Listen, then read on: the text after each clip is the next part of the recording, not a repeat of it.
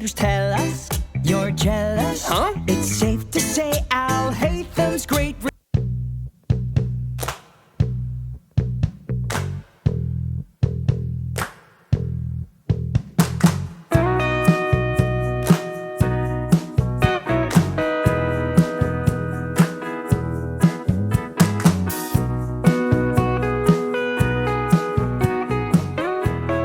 사진 작가라는 게 지금은 그래도 조금 사람들이 개념을 알고 있지만 그때 당시에만 해도 되게 생소한 직업이었을 것 같아요. 패션 사진이라는 영역이 정확하게 우리나라는 없었던 이유가 패션 산업이 선진국처럼 자리가 완벽하게 잡혀 있지 않기 때문에 패션 사진을 찍고 패션 사진이 존재는 했었던 시기지만 잡지도 있었고 패션 전문가들이 했다라기보다는 이제 우리나라에서 시작하는 그냥 비전문가, 뭐 사진 작가도 보면 사진 기자들이 찍던 시절이니까 패션 사진이라는 영역이 있기는 했지만 정확하게 그게 트렌드에 부합한다든가, 그러니까 세팅을 해놓으면 사진을 찍는 거지 거기에 의미를 부여한다던가. 그러니까 어저께 아이스케큐 광고 찍던 사람이 오늘은 패션을 옷을 찍는 거죠. 찍고, 어저께 코미디언 인터뷰 하던 사람이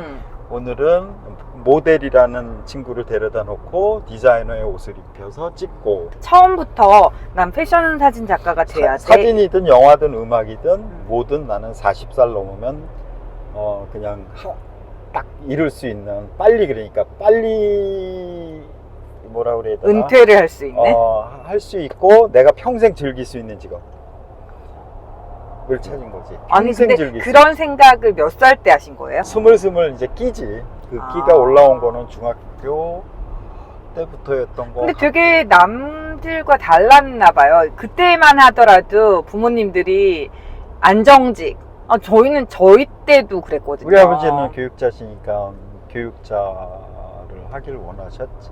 그러니까 평생 일할 수 있는 직업을 찾는 게 법상정, 변호사나 뭐 의사나, 그게 왜냐하면은 밥을 굶지 않지. 그러니까 잘 될 수도 있지만은 잘 못 돼도 개 걸은 되잖아.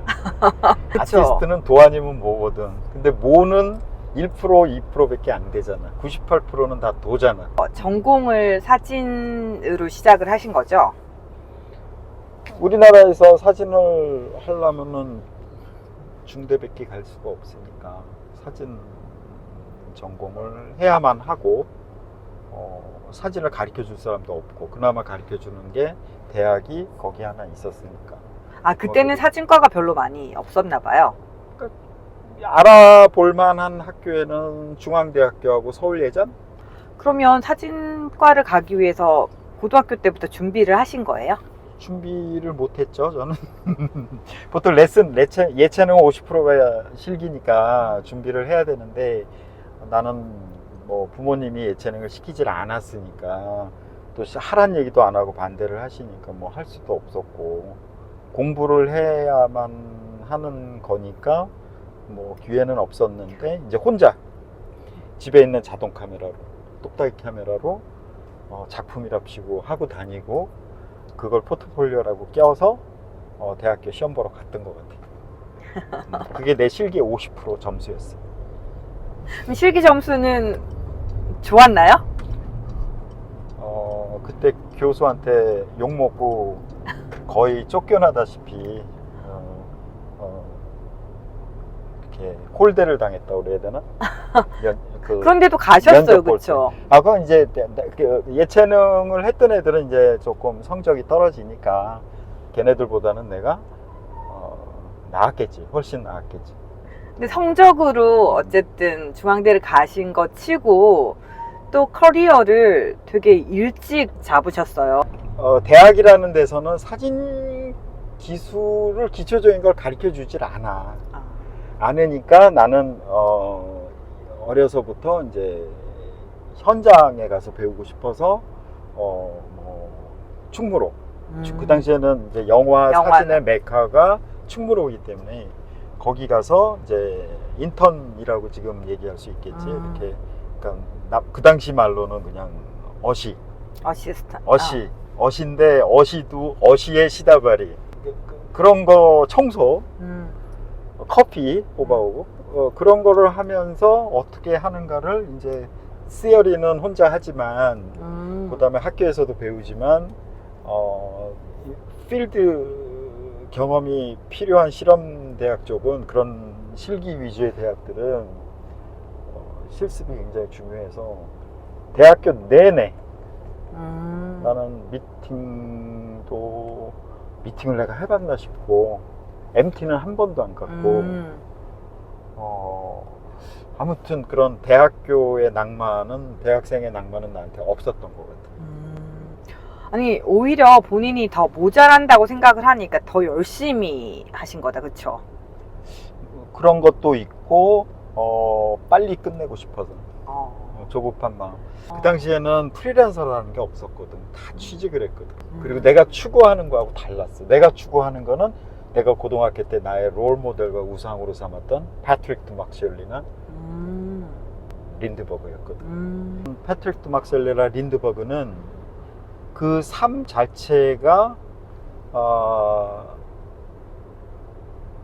예술가였고 그 자신의 그러한 라이프의 표현을 패션이라는 메커니즘을 통해서 표현을 했던 사람들이니까.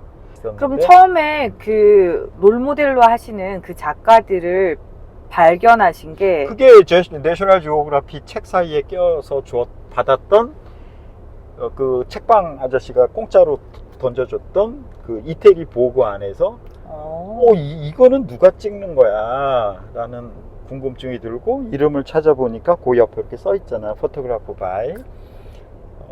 그 두 분을 발견하게 됐는데 그들의 라이프를 보니까 이거를 내가 할 수 있다면 얼마나 좋을까 라고 생각하고 고등학교 때 결심을 하고 그 길을 찾아서 그렇게 전공을 시작한 거예요.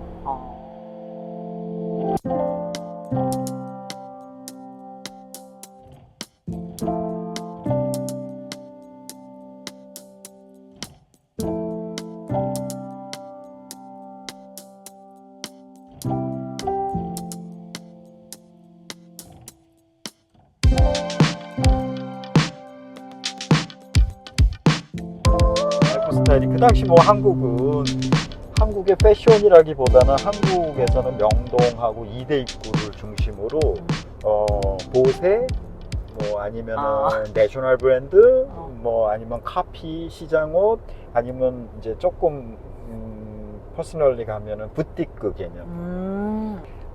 이 속도라면은 로데오가 뜨는 걸 보고 막 생기는 거 방배동이 죽고 로데오가 뜨고 그런 어떤 그 젊은이들의 문화가 이렇게 변화되는 거를 내가 보기 시작을 했고 앞으로 K 패션의 가능성을 그 다음에 시장에서 생산되어지는 그 프로세스를 알게 되고 의류들이 그 다음에 보세가 어떻게 유통되어지고 어떻게 만들어졌다는 걸 알게 되고 그 다음에 이제 지금은 훌륭한 디자이너 선생님들이지만 그 당시에는 솔직히 양장점 규모에서 이제 각 벗어나서 이제 트렌드를 추구하는 그런 디자이너라는 이름을 막 얻기 시작하던 시절이니까 그분들이 미래에는 기성복 시장을 일본처럼 될 것이다 라는 나는 예견을 하고 패션 사진 작가로 린드버그나 뭐 패트릭 드막셀리처럼 월드와이드로 그렇게 되기는 너무나도 먼 얘기겠지만은 why not 해볼 수는 있지 않느냐. 적어도 내가 한국에선 최고가 돼볼 수 있지 않겠느냐. 그러면 본격적으로 진짜 패션 사진을 찍게 된 시기는 언제예요? 대학교 들어가서 이제 해외 애들이 어떻게 해서 사진 작가로 커나가는가를 이렇게 서적을 통해 그때 인터넷이 없고 서적을 통해서 보고 잡지를 통해서 이야기를 하고 안 되는 언어 막 사전 찾아가면서 막 해 보니까 사진을 배우는 시절에 이제 에이전트에 가서 데뷔하는 신인 모델들을 데리고 기브앤테이크지 모델 사진 프로필을 찍어주고 자기는 연습을 하고 요즘 뉴욕에서도 그런 거 많이 하잖아요. 사진과 학생들이 여기 그거는 지금 네, 얘네는 그쵸. 그거를 지금. 옛날부터 했던 거야. 그때 나도 얘네들이 그렇게 하는구나. 한국에는 그런 게 없었는데 없지. 친구들은 전혀 몰랐겠어요. 그쵸? 그렇지. 그러니까 사진학과 친구들은 에이전트라는 개념도 몰랐고, 음. 그리고 중대사진학과는 패션 사진을 가르쳐 주는 곳이 아니에요. 그쵸.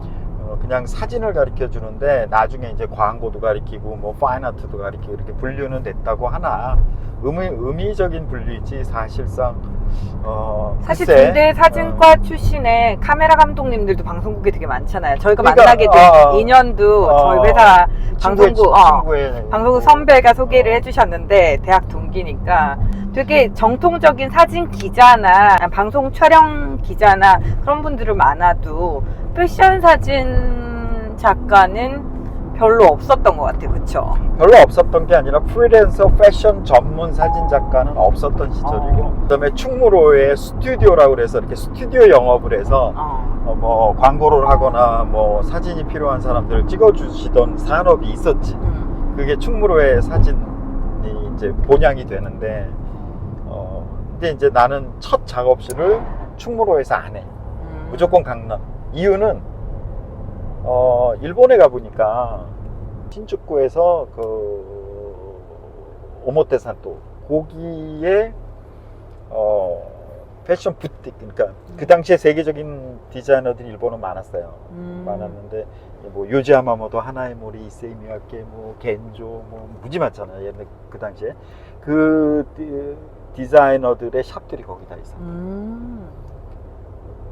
그래서 거기를 걸으면 지금 여기 뉴욕의 파크 에비뉴를 걷듯이 이렇게 유명 브랜드들이 쭉 있었단 말이야.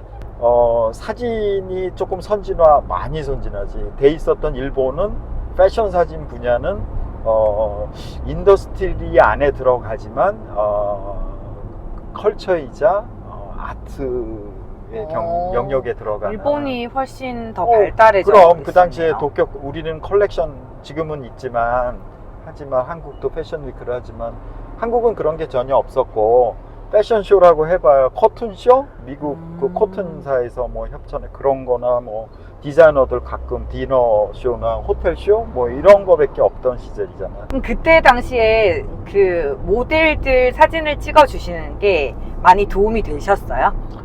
일단은 사람을 찍는 거에 익숙해야 되고 모델을 다루는 거에 익숙해져야 되는데 가르쳐주는 사람은 없으니까 내가 연습을 하면서 터득을 하게 되는 과정이었던 것 같아.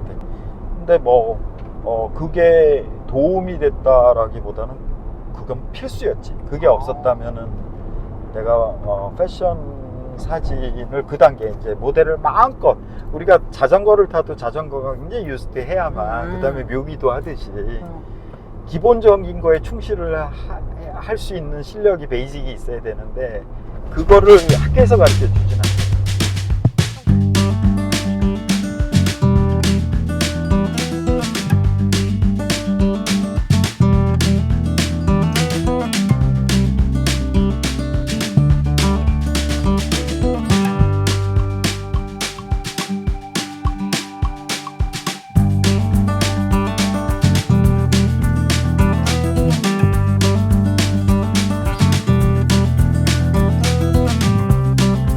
아르바이트를 하고 인턴을 하고 가서 어시스트를 해도 뭐 몇만 원이라도 주니까 정말 그지 같아. 그래서 본인 돈을 내고 그렇게 컬렉션을 참가를 하시는 거예요? 모으는 거죠. 참여를. 누가 되죠. 그래서 파리나 이런데 파리나 뉴욕으로 오신 거예요? 그렇지.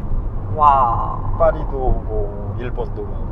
그러니까 세계 5대 컬렉션 파리, 뉴욕, 밀라노, 런던, 마드리드까지 해서 우리는 이거를 세계에서 5대 컬렉션이라고 세계인들이 인정을 해요. 네네네. 그리고 그 인정하는 그 컬렉션 의상, 각 도시마다의 의상 조합이 있고 거기에 가입되어 있는 디자이너들이 우리가 알고 있는 명품 디자이너들이 거기 안에 다 있다. 그러니까 뭐 파리 의상 조합 안에 LVMH, 뭐 루이비통, 뭐 디올, 뭐 이런 게 다 들어가 있고, 그다음에 뭐 이태리의 밀라노 의상 조합에도 그 이태리 디자이너들이 좀 쫙 들어가 있고 그 디자이너들이 만든 각자 그 사람들은 남의 트렌드라는 거를 어디서 보질 않잖아. 그러니까 각자 아티스트인 거야. 어떤 사람은 우주에 막 꽂혀 있고 어떤 사람은 종말론에 꽂혀 있고 어떤 사람은 뭐 사랑에 막 빠져 있고 막 그런 디자이너들이 알 것 같아. 그 사람들이 공통적으로 하는 거? 천진난만한 작업을 해서 이렇게 나오는 것들을 이제 패션 전문인들, 스타일리스트, 저널리스트, 그다음에 사진 작가, 아티스트들이지. 그다음에 뭐 거기에 관련된 사람들이 한 컬렉션이 쭉 이제 뉴욕부터 시작해서 쭉 열리면은 돌면은 거기에 공통점, 그 특이한 현상 이런 거를 모아다가 분석을 하는 거구나. 저널은 평도하고 사진 작가들은 사진 작업을 해서 발표도 하고 그렇게 돼서 퍼블리시가 되면 그거를 보는 이제 제 후진국이지 조금 떨어지는 나라들에서는 그걸 보고 이제 카피를 하는 거예요. 카피를 하기 시작해요. 그걸 보고 이제 그러다 보면은 비슷한 시기에 그 시즌에는 비슷한 옷들이 세상에 깔리는 거야. 그러면은 유행은 그러면 일반인들이 유행이 선도하는 게 아니네요. 선도하는 사람들이네. 분석에 따라서. 그쵸. 그러니까 우리가 그 TV에서 보면은 패션 리더라고 그래서 옷 잘 입는 연예인들 뭐 이렇게 나오잖아. 네. 그러니까 그들이 마치 패션을 리드하는 것 같잖아. 그건 조금 잘못된 생각이고 패션 걔네들을 만들어주는 사람들이 있지.